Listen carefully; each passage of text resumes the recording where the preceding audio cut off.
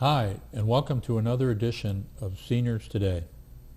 I'm your host, Tom Bartee, and we're fortunate to have a remarkable guy on the show with us today, Mr. Burky Worel. Welcome. Thank you.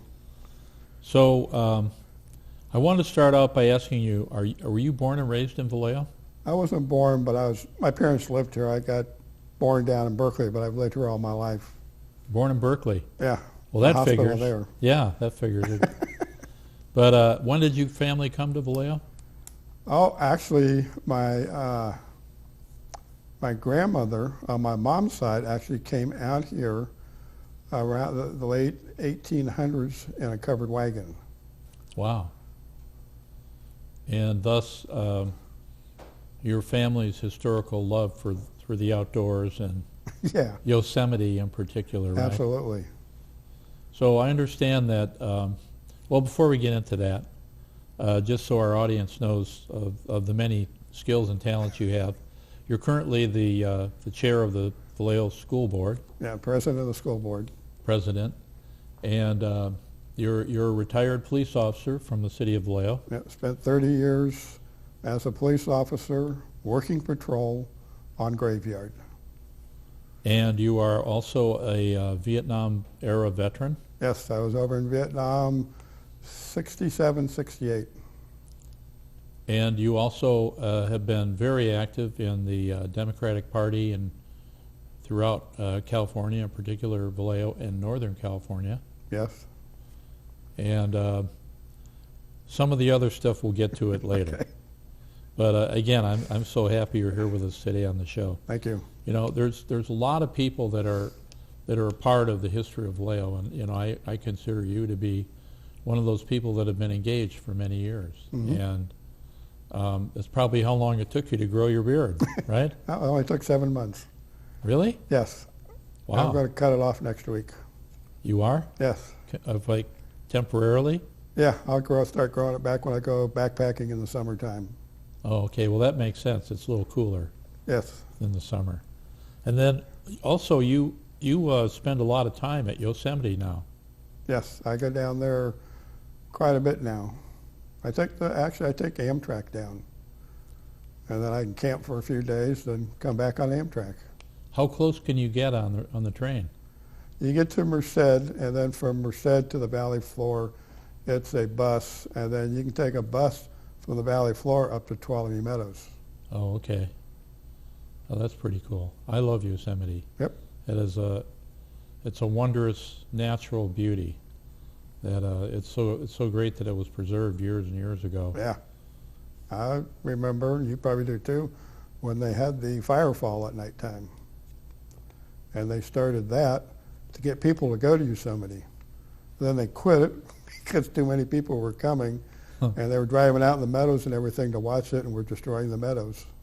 Yeah, and now they're looking at having maybe have already initiated daily quotas and restricting vehicles into the valley. They haven't yet. They've talked about it, but they haven't done that. They've changed the parking. They've actually made, I believe, more parking. I remember we used to go every summer back in the 50s. They closed the park at nighttime and didn't open it up until the morning. You used to get there early.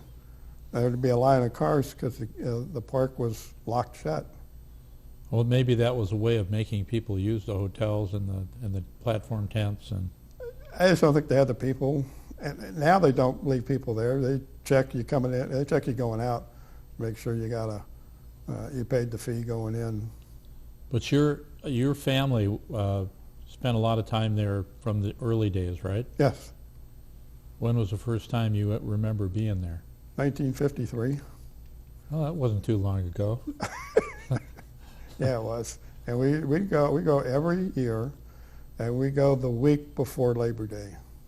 Yeah, that was smart. Mm-hmm. Before all heck breaks loose. Well, that, and back then school started the Tuesday after Labor Day. Oh yeah, yeah. So how did you get involved in the upper echelon of the Democratic Party? I wouldn't say the upper echelon. I just started out as a delegate, and then I became a regional director, And then I went on the Credentials Committee, and now I'm co-chair of the Credentials Committee. And what does the Credentials Committee do? We make sure everybody's a valid person, that they've been duly elected, and that when they come to us, they have to have already, the biggest thing is people who give their proxy to somebody else. We have to check and make sure the person who's given the proxy is the correct one, and that they can give it to a legal person. So that's primarily for the annual convention or other things? The annual convention, and there's 2 executive board meetings every year.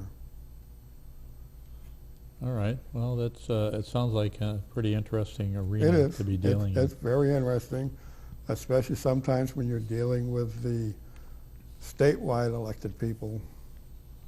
So, as the president and leader of the Vallejo City Unified School District Board of Trustees, it's a very complicated situation. There's a lot of stuff going on at the city, and that's a lot of responsibility in that position. But I know you've been on the board for quite some time, and just a lot of challenges. And I think the school district for the city of Vallejo has a great future. And they're just, there's always bumps in the road here and there. What are some of the things you're faced with right now? Well, right now the biggest thing is we have a deficit for moving forward.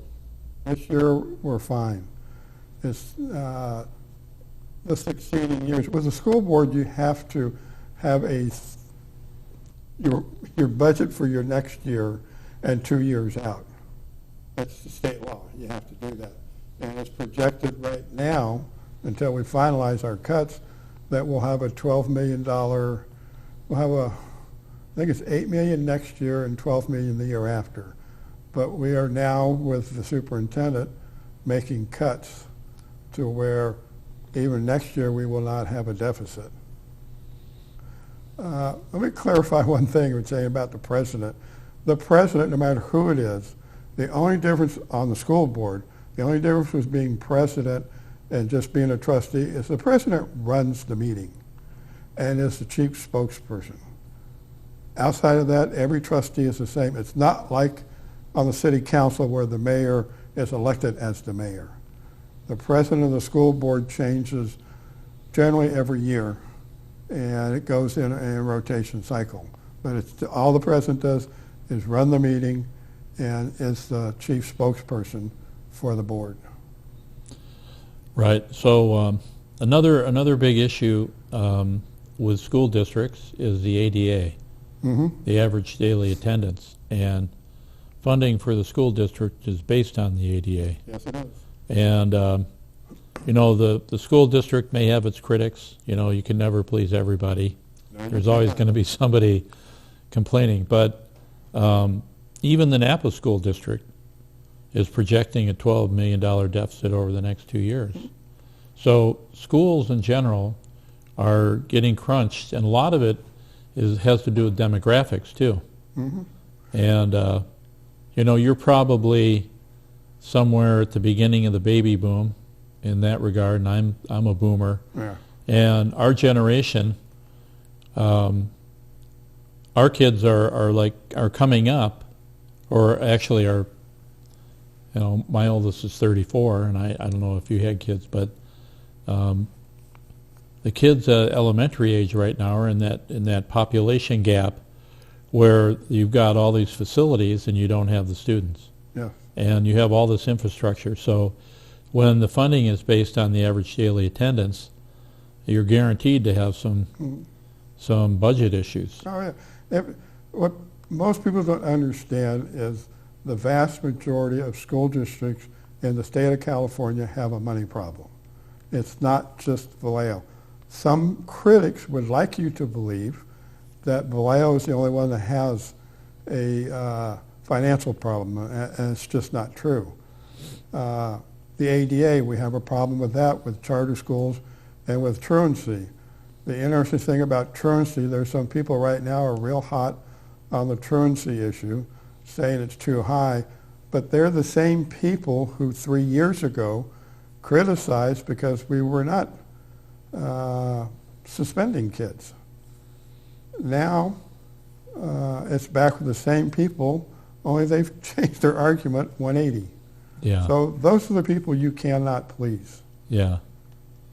Well, I've been to several meetings over the course of the last year that were where the crowd was overflow into the lobby, and apparently some of that has subsided.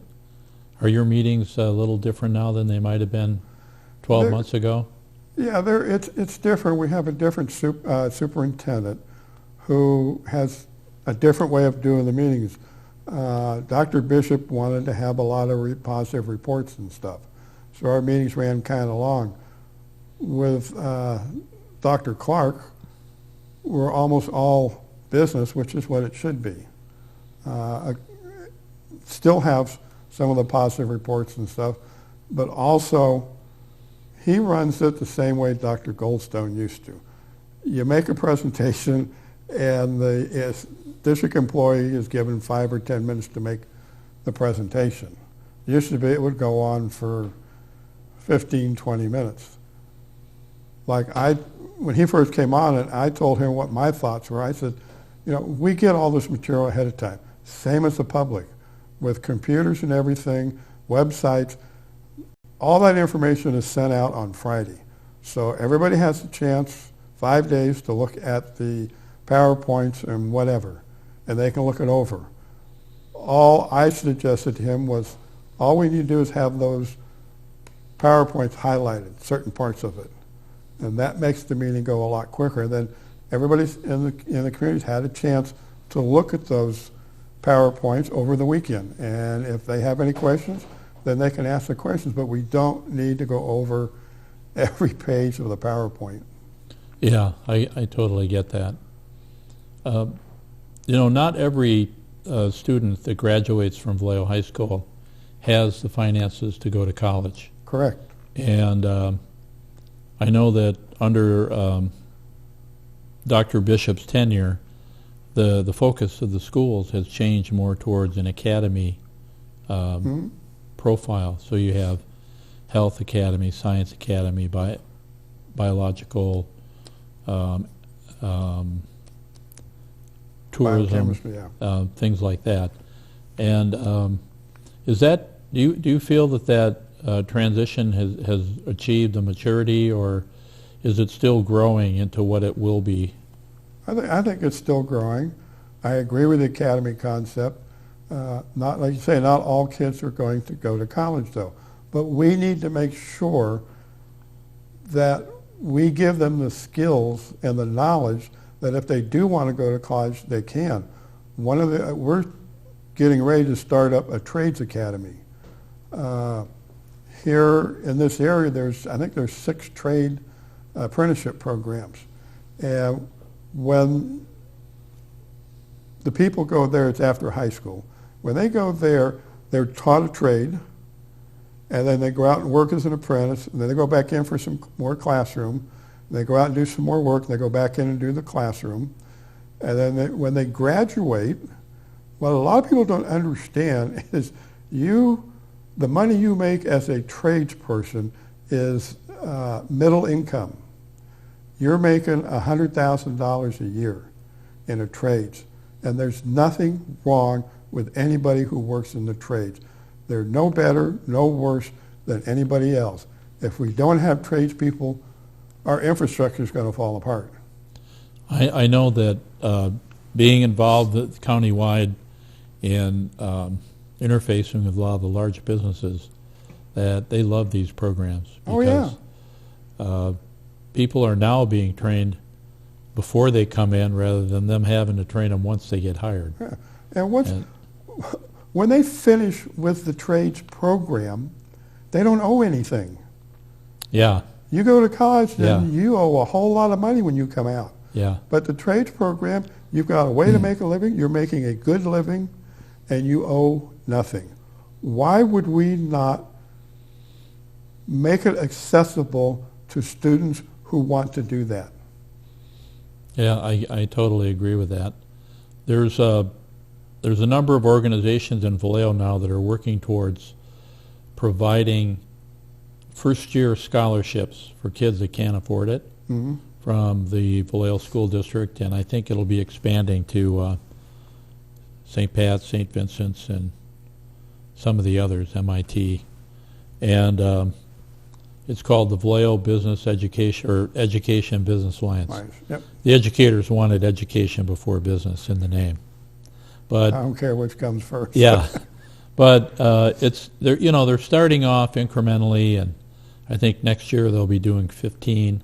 But the cooler thing is that they want to create a thing called the Vallejo Promise, and the Vallejo Promise would be sort of an overarching organization citywide that would incorporate many different people that are offering scholarships now, that they kind of be under one umbrella and retaining their own identity, but creating the Vallejo Promise that we say to our students, you graduate and we'll help you in the first year of college. You're on your own after that, but it's an incentive to get people into the pipeline. And going to college doesn't mean you have to become a professional. You can still have a vocational applications. It's like at Solano Community College.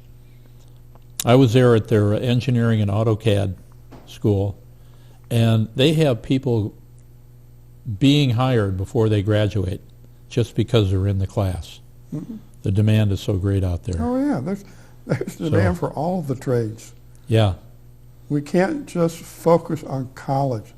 Not everybody wants to or will go to college, but they still need to earn a living. They're still going to need to support their families. Yeah. And so another part of that was that this whole process of the academies and VIBA is trying to get kids engaged early on, thinking, with the mindset that this is what I want to do. This is the track I want to be on. And in the schools in Vallejo, they don't really have to, some of the programs have parallel electives so that you don't really have to pull the trigger on which way you want to go until maybe the very end. And even, as long as I can remember when I was going through school, all the way through school, I wanted to go into forestry. That was my thing. I was always geared to it. When I graduated from high school, I went to college for 1 year in a forestry program. And then I couldn't afford to go, so I came back here and went down to the draft board. Me and a buddy of mine went down to the draft board, said, hey, take our numbers. And so we went into the military as a draftee, and I ended up going over to Vietnam. I volunteered to go over there. And when I came back, I went back to work, but my priority had changed. I no longer wanted to go into forestry. I wanted to become a police officer. So I went to community college here and focused on law enforcement. And then after I graduated from what's now Vallejo Community College, I went up to Sacramento and got my BA degree in police science. That's pretty cool. It was interesting. I actually got hired about a year or two before I graduated from college. Well, that's an interesting history. So switching gears a little bit. Okay. I'll go back to the police department. Yep. I respect that you were a third shift guy for many years, and it's a reflection of your independence. But you were also in the union, and weren't you a union president for a while? I was president of the Vallejo Police Officers Association for 10 years, and I was on the board of directors for our statewide organization, which is the California Peace Officers Research Association. CPORA. PORAC. Peace Officers Research Association of California. Oh, it's okay. PORAC. Yeah, that sounds better. So I always like to ask people, you retired, I think, in 2002 or something. December 7th of 2002. On Pearl Harbor Day. Yes. No coincidence there. No. But it will be a day that will live in infamy. The chief was happy I retired. Yeah. And so have you got any interesting stories to tell about your 30 years on the force in Vallejo? Or maybe even just a reflection on how the community has changed since back then until now. Everything changes every year to begin with. But when I started on the police department, the residential side, everything on the east side of town stopped at Tennessee Street. There was nothing really between Tennessee and Columbus Parkway. That was all open area. And within my 30 years I was working, it filled in to what it is today. I enjoyed being a police officer. My focus was on doing what's right for people. I believed in serving. Didn't always agree with what the chief said, but that's life. I worked 30 years. I didn't get my first complaint against me until year 27, and that complaint was a lady said I didn't take a report, and I had taken a report. Wow. So I must have been doing something right, working 30 years in patrol. Yeah, when you deal with the public, it's not always an easy thing. I have a friend who was a bus driver, and one of the people on the bus was complaining about the temperature in the bus. And he explained to her, well, ma'am, the bus has its own climate control and the driver's seat has a separate climate control because, there's just differences. I'm sitting around all these windows and the driver needs to be comfortable for safety reasons. And she didn't care, so she kept telling him to change the temperature. And eventually he wouldn't respond to her, he would just say, yes, ma'am. And after she was yelling and the other people on the bus were starting to yell at her, he would continue to say, yes, ma'am. So she finally called dispatch complaining, and the dispatch said, well, what was he doing? And she said he wouldn't stop saying, yes, ma'am.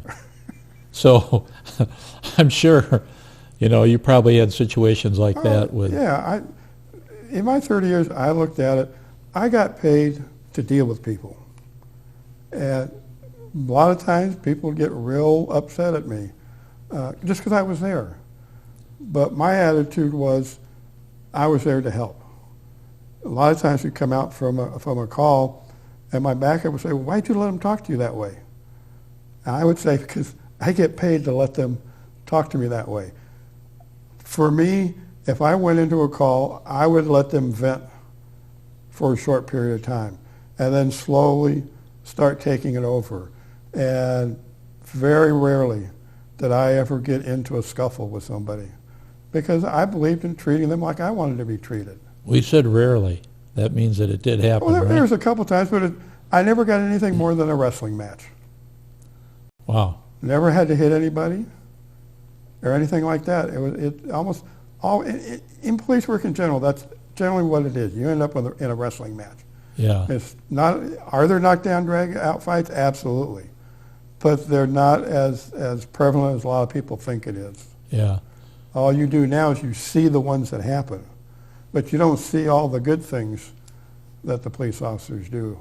But police officers do bad things at times, just like any other profession. Yeah. So were you Vallejo High or Hogan High? St. Vincent's. Oh, well, I should have known.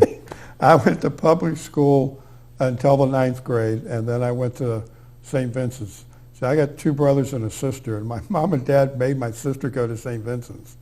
And when it came to my twin brothers, they were given the choice. And same as me, when it came to it, I got the choice. And I decided to go to St. Vincent's. It was smaller, and I'd give it a try. And it worked out for me. So what junior high? Vallejo? Vallejo Junior High, the old Vallejo Junior High, that had real feeling to it. I'll tell you an interesting story about Vallejo Junior High. If you remember when it was torn down, Yeah. I was working that morning, and you remember the big tower they had there? Yeah. Well, they were getting ready to knock it down early in the morning. So everybody was on duty that was there to watch them. And they rammed that thing with a bulldozer and I don't know what else and kept ramming it and ramming it. and it would not come down. But they closed the school because it was not earthquake safe. Yeah, I hear that. But they finally got it down. Well, that's cool. Well, I may have to have you back on the show because Okay.